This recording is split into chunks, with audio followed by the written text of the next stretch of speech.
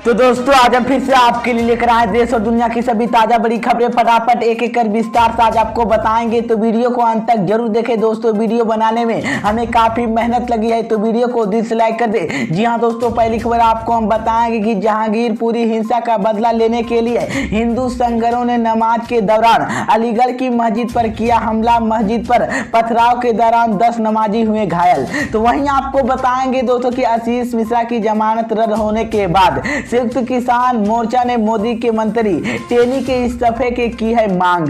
तो वहीं आपको बताएंगे दोस्तों कि जहांगीरपुरी दिल्ली हिंसा के मुख्य आरोपी के लेकर असदुद्दीन ओवैसी ने दिया बड़ा बयान। तो वहीं आपको बताएंगे दोस्तों कि अजान विवाद को लेकर नीतीश कुमार ने दिया बड़ा बयान। कहा जो लाउड स्पीकर को लेकर विवाद पैदा कर रहे हैं उनका धर्म से कोई लेन देन नहीं। तो वहीं आपको बताएंगे दोस्तों कि कांग्रेस नेता राहुल गांधी ने यूपीएससी के नए अध्यक्ष की नियुक्ति पर उठाए सवाल। तो दोस्तों सभी खबरों की जानकारी एक एक कर विस्तार से बताएंगे दोस्तों। इससे पहले कि एक छोटी सी रिक्वेस्ट करेंगे दोस्तों, अगर आपको भी लगता है कि देश में होने वाले तमाम चुनाव ईवीएम से ना होकर बैलेट पेपर से होना चाहिए, अगर आप भी इस बात का समर्थन करते हैं तो आप इस वीडियो को लाइक करके चैनल को सब्सक्राइब जरूर कर लीजिए और साथ में बेल आइकन भी प्रेस कर लीजिए और वीडियो को ज्यादा से ज्यादा शेयर कीजिए। इसी बीच पर दोस्तों अगली खबर की औरतों की मैं आपको बताएंगे कि जहांगीरपुरी हिंसा का बदला लेने के लिए हिंदू संगठनों ने नमाज के दौरान अलीगढ़ की मस्जिद पर किया हमला।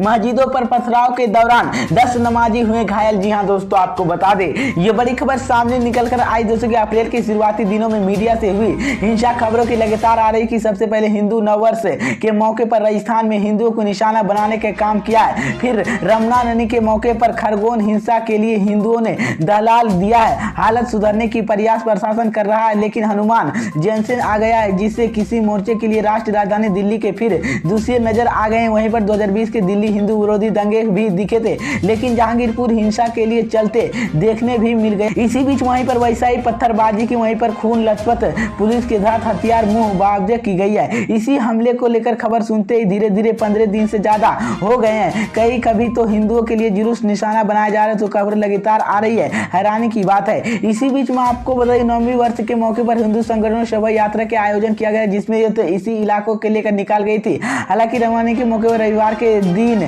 10 अप्रैल को हिंदुओं द्वारा खरगोन जुलूस निकाला गया था। इसी बीच मस्जिदों के अचानक कुछ नमाजी निकलकर और पत्थरबाजी की शुरू हो गई थी। इसी बीच पर दोस्तों अगली खबर की औरतों की मैं आपको बताएंगे कि आशीष मिश्रा की जमानत रद्द होने के बाद संयुक्त किसान मोर्चा ने मोदी के मंत्री टेनी के इस्तीफे की है मांग। जी हाँ दोस्तों, आपको बता दे ये बड़ी खबर सामने निकल कर आई दोस्तों की लखीमपुर खीरी कांड के मुख्य अभियुक्त आशीष मिश्रा की जमानत सुप्रीम कोर्ट ने खारिज होने के संयुक्त किसान मोर्चा काफी सहित मोर्चा ने अब यहां पर सिरो आशीष मिश्रा के पिता और मोदी सरकार के गृह राज्य मंत्री अजय मिश्रा टेनी के इस्तीफे की मांग उठाने का ऐलान किया है जिसके बाद मोदी की मुश्किलें बढ़ गई। इसी बीच में आपको बता दें सुप्रीम कोर्ट ने फैसले के बाद एक प्रेस कॉन्फ्रेंस के संयुक्त किसान मोर्चा के फैसले का स्वागत करते हुए केंद्रीय मंत्री इस्तीफे की मांग दोहराई। मोर्चा नेताओं ने कहा कि मंत्रिमंडल के लिए बर्खास्त कर गिरफ्तार किया जाना चाहिए। ऑल इंडिया किसान सभा के महासचिव हने मोहल्ले के लिए सुप्रीम कोर्ट के फैसले की साफ हो गया है। इसी बीच में आपको वहीं पर क्रांतिकारी किसान यूनियन नेता दरअसल मैं आपको बता दें कि सिंह ने वहीं पर इलाहाबाद हाईकोर्ट के आशीष मिश्रा की जमानत दी थी। इससे किसान निराश हो गए थे और इसके बाद सुप्रीम कोर्ट ने वकील की सामाजिक कार्यकर्ताओं के प्रशांत भूषण जिस दावे किसान मोर्चा की तारीफ किसी मामले की सुप्रीम कोर्ट चुनौती दी गई थी। उन्होंने कहा था कि अजय मिश्रा ने देश की नगर पालिका की मीडिया से झूठ बोला। उन्होंने कहा कि अजय मिश्रा साबित नहीं हो पाए कि लखीमपुर खीरी घटना वक्त उनका बेटा को इस कार्यक्रम में शामिल नहीं है। इसी बीच वहीं मैं आपको किसान मोर्चा के अजय मिश्रा टेनी के इस्तीफे की मांग दोहराते हुए कहा कि अगर केंद्रीय राज्य मंत्री इस्तीफे की मांग नहीं होते तो अगले माह पहले सप्ताह की मोर्चा की बैठक कर आगे योजना की विचार किया जाएगा। इसी बीच जिसके बाद मोदी की मुश्किलें बढ़ गई। इसी बीच तो ये बड़ी अपडेट आई दोस्तों। इसी बीच पर दोस्तों अगली खबर की औरतों की मैं आपको बताएंगे कि जहांगीरपुरी दिल्ली हिंसा मुख्य आरोपी के लेकर असदुद्दीन ओवैसी ने दिया बड़ा बयान। जी हाँ दोस्तों, आपको बता दें ये बड़ी खबर सामने निकल कर आई दोस्तों की दिल्ली के जहांगीरपुर हिंसा में एएमआईएम के चीफ असदुद्दीन ओवैसी ने प्रेस कॉन्फ्रेंस के दौरान हिंसा के आरोपी अंसारी शांति कायम करने का ओवैसी ने कहा कि आज दिल्ली के लिए पुलिस कश्मीर खुद को कहा जाता है। जहांगीरपुर हिंसी जुलूस निकाला गया था, बिना इजाजत निकाला गया था। वहीं पर जब जुलूस निकाला जा रहा था तब पुलिस क्या कर रही थी? पुलिस तमाशा देखने के लिए बैठी थी। इसी बीच में आपको ओवैसी ने कहा कि सांप्रदायिक हिंसा और उस वक्त की होती है जब सरकार चाहती है, जब सरकार नहीं चाहती तो नहीं होती है। यहाँ पर सरकार ने सांप्रदायिक हिंसा होने का बताया है। इसी बीच में आपको वहीं पर सरकार के आमने सामने सब कुछ हो रहा है जिसकी पूरी जिम्मेदारी मोदी सरकार पर आती है। है। दिल्ली के सीएम अरविंद केजरीवाल ने पूरे आरोप मुसलमानों पर लगा दिया है। इसी बीच में आपको मुसलमानों ने पत्थर फेंके, जब चुनाव आते ही तब अपने सबको वोट लेते हैं। इसी मामले के लिए सामने आते हैं, अपना ही असली चेहरा दिखाते हैं। इससे पहले मैं आपको बता दें, रविवार को वैसी ने ट्वीट करते हुए कहा कि बिना इंसाफ भाईचारे मुस्लिम नहीं तो तमाम खिलाफ के FIR लोगों को गिरफ्तार किया जाए। इसी बीच में आपको बता दें, वहीं पर 14 आरोपियों की सभी मुसलमान क्यों हथियारों को लेकर घुमा है। इसी बीच तो ये बड़ी अपडेट आई दोस्तों। इसी बीच पर दोस्तों अगली खबर की औरतों की मैं आपको बताएंगे कि अजान विवाद को लेकर नीतीश कुमार ने दिया बड़ा बयान। कहा जो लाउड स्पीकर को लेकर विवाद पैदा कर रहे हैं उनका धर्म से कोई लेन देन नहीं। जी हाँ दोस्तों, आपको बता दें ये बड़ी खबर सामने निकल कर आई दोस्तों कि अजान विवाद को लेकर सीएम नीतीश ने अपनी सहयोगी बीजेपी से अलग राय रखी है। सीएम नीतीश कुमार ने कहना है कि जो लाउड स्पीकर को लेकर विवाद पैदा कर रहे हैं उनका धर्म से कोई लेन देन नहीं है। नीतीश कुमार ने कहा कि विभिन्न धर्मों की पूजा के अलग अलग तरीके से और उन पर एक दूसरे को लड़ाना सही नहीं है। इसी में आपको बता देंगे, वहीं पर हनुमान जयंती के रामनवमी समारोह के दौरान राज्य में हुई हिंसा के बारे में बोलते हुए नीतीश कुमार ने कहा कि राज्य की कई सांप्रदायिक विधायक और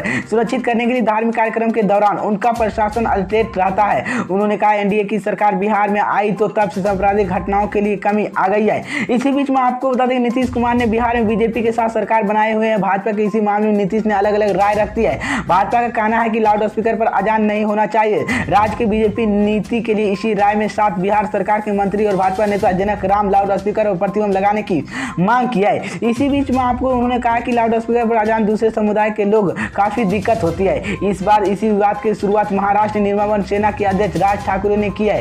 राज ठाकरे ने धमकी भरे लिहाजों में कहा कि लाउड स्पीकर पर अजान दिए जाने के बंद होना चाहिए, नहीं तो उनके कार्यकर्ताओं के मस्जिद के सामने अजान से जवाब हनुमान चालीसा पढ़ेंगे। उनके बयान के बाद देश में कई हिस्सों पर अजान समय के हनुमान चालीसा पढ़ने का मामला सामने आया है। इसी बीच तो ये बड़ी अपडेट आई दोस्तों। इसी बीच पर दोस्तों अगली खबर की औरतों की मैं आपको बताएंगे कि कांग्रेस नेता राहुल गांधी ने यूपीएससी के नए अध्यक्ष की नियुक्ति पर उठाए सवाल। जी हां दोस्तों, आपको बता दें ये बड़ी खबर सामने निकल कर आई दोस्तों कि कांग्रेस के पूर्व अध्यक्ष राहुल गांधी ने मनोज सोनी के संग लोकसभा के आयोग यूपीएससी के नए अध्यक्ष बनाने को लेकर सरकार पर तीखा हमला बोला है। उन्होंने ट्वीट कर कहा कि एक और संवैधानिक संस्थाओं के बर्बाद दिया जा रहा है। सोनी ने नियुक्ति पर प्रतिक्रिया व्यक्त करते हुए राहुल गांधी ने कहा कि यूपीएससी के नया नाम लेते हुए यूनियन प्रचारक संघ कमीशन करार दिया है। सरकार संस्थाओं की कर रही है। इसी बीच में आपको बता दें कि राहुल गांधी ने ट्वीट पर तंज कसते हुए कहा कि यूनियन प्रचारक संघ आयोग है। इसी बीच में आपको बता दें कि उन्होंने कहा कि एक एक कर संस्थाओं के खत्म कर संविधान के ध्वस्त किया जा रहा है। इसके साथ ही साथ उन्होंने समाचार एजेंसियों के जारी खबर की पोस्ट की, जिसमें लिखा कि यूपीएससी के नए अध्यक्ष मनोज सोनी को बनाया गया है। सोनी भाजपा आरएसएस की नजदीकी है। इससे पहले रविवार को राहुल गांधी ने दावा किया था कि सरकार की लापरवाही से चलते कोरोना वायरस की महामारी के दौरान 40 लाख भारतीयों की मौत हो गई है। साथ ही उन्होंने सभी मृतक परिवारों के 4-4 लाख रुपए मुआवजा देने के लिए एक बार फिर से मांग की है। राहुल गांधी ने ट्वीट पर यूनिफॉर्म टास्क की रिपोर्ट के एजेंसी की साझा किया, जिसमें दावा किया गया कि भारतीय दुनिया भर की कोविड 19 मौतों के आंकड़ों सार्वजनिक करने के विश्व संगठन प्रयास में वेट डाल रहा है। इसी बीच तो ये बड़ी अपडेट आई दोस्तों।